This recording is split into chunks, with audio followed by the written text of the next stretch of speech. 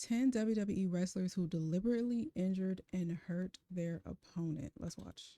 WWE wrestlers who tried to intentionally hurt their own opponent. Number 10. Drew Gulak. Over the past number of years, several harrowing and disturbing stories have surfaced related to former WWE star Drew Gulak. In relation to his reputation as a wrestler, he was known for targeting injuries, and he was even caught in 4K spiking a wrestler right on the head. This occurred on NXT Level Up in 2023, and Gulak spiked Dante Chen with so much force and so much anger that everyone outside of Gulak looked incredibly concerned for Chen's welfare. Quite rightly, Gulak was verbally reprimanded by head of NXT Shawn Michaels, and fans were calling on WWE to fire Gulak immediately after the spot. A pro wrestler who acts in this manner should be nowhere near a wrestling ring, and it's rather unsettling to know that Gulak is still receiving bookings outside of WWE. Number 9. Good, because what was the reason? I'll be looking at you crazy too, and do not put me in a match with him. He gotta go. Hardcore Holly.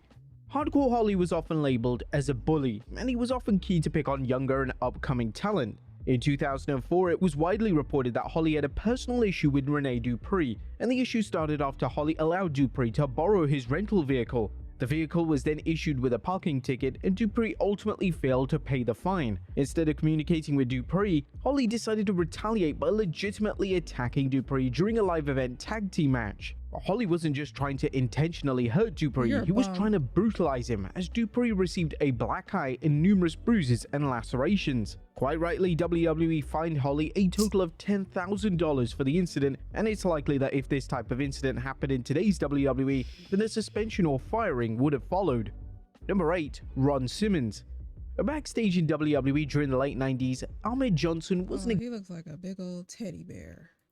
Exactly Mr. Popular. One of the names he had upset in a major way was Ron Simmons. In a match, Johnson had kicked Simmons with so much force that he had legitimately damaged Simmons' liver. This was during a time in which there were endless complaints about Johnson's in-ring work. Wrestlers from top to bottom believed that Johnson sucked in the ring. They believed that he was reckless and he was going to seriously injure someone, which of course he ended up doing. Once Simmons returned to in-ring action, he decided to take revenge on Johnson in a scheduled match. During the match, Simmons would shoot on Johnson, breaking 3 of his ribs in the process. Whilst WWE would never encourage this type of behavior, they should have known to pull Johnson from TV when the complaints were made. If a wrestler is unsafe and is actively hurting other talent, then it's clear that they need more development as a matter of urgency. Number 7. The APA. But speaking of Ron Simmons, a few years after the incident with Ahmed Johnson, he had a similar incident with 2 new WWE stars, the Public Enemy. The APA were set to wrestle the Public Enemy on Sunday Night Heat, and just moments before they went through the curtain, the Public Enemy suddenly decided they had an issue with the finish. Bradshaw discussed the exact moment on his podcast, and this is what the former WWE champion had to say. Their music is playing, literally playing. We went over the match, went over everything, and everything was agreed. And it's not our finish. So it's not like me and Ron created the finish, it was given to us by The Office. Same as it was given to them by The Office. They turn to me and say, hey, we're not going to do that spot on the table. Well, that's the finish. They said, yeah, we don't want to do that spot. I said, okay. They didn't offer an alternative, so Ron turns to me and goes, what was that? I said, they don't want to go through the table. And he said, well, we'll take the table to them. The APA decided to take it to them in the match in a rather physical manner. This would end up being one of the most infamous matches of the respective era. Those chair shots were brutal. Number 6. John Cena and Renee Dupri. Renee Dupri has made endless comments about John Cena over the past 2 decades, and on his podcast, he claims that in a segment on SmackDown during their feud, the two proceeded to have a shoot fight and intentionally hurt each other. The incident occurred in April of 2004 when WWE booked Tori Wilson to face Dupri in an intergender match. The match resulted in a no contest after Cena made the heroic save. During Cena and Dupri's brawl, it was obvious that the two men were going all in on each other, and this is what Dupri had to say about the incident on his podcast. I remember we were told by Fit Finlay and the other agents that the physicality between me and John Cena afterward, when he made the save, had to look real. And let me tell you, it was as real as it can be. I busted his eyebrow open, he was bleeding, and he busted my lip, and I think I had a bruise somewhere on my face. Those were live rounds. Now it's unclear if WWE punished both men, as whilst they wanted the segment to look real, it's highly unlikely that they wanted both men to legitimately fight each other in the ring. Number 5. Jake Roberts.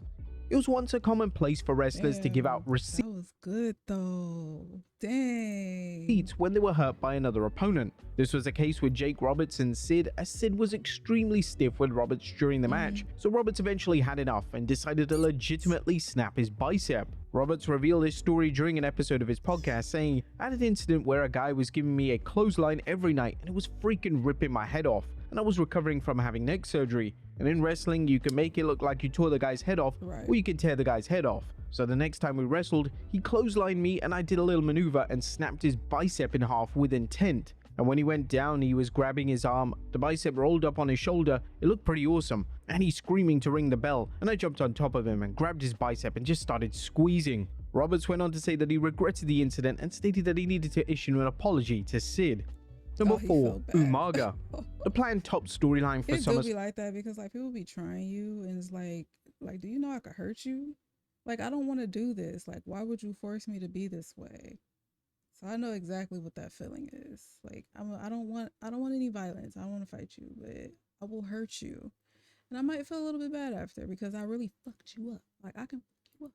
Slam in 2007 was going to see the stars of Jackass take on Umaga. The storyline began the year prior when Umaga destroyed 2 members of the group on Raw. During the beatdown, Steve-O failed to sell for Umaga and even laughed during the supposed beatdown. This made the credible Umaga absolutely furious. Umaga decided to legitimately elbow Steve-O and deliver stiff shots in order for him to stay down. Although the SummerSlam match in 2007 was eventually cancelled, the Jackass stars, particularly Steve-O, will never forget their run-in with the Samoan Bulldozer. Number 3, The Big Show. Steve-O's crazy. If y'all ever watch Jackass, he probably enjoyed every second of it, even when he got brutal, extra brutal with him.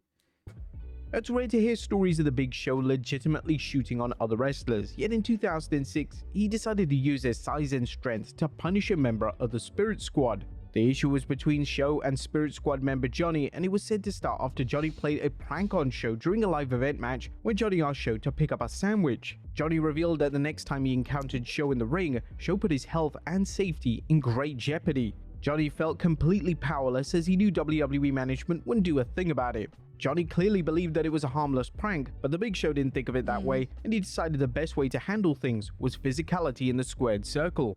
Number 2, The Headbangers.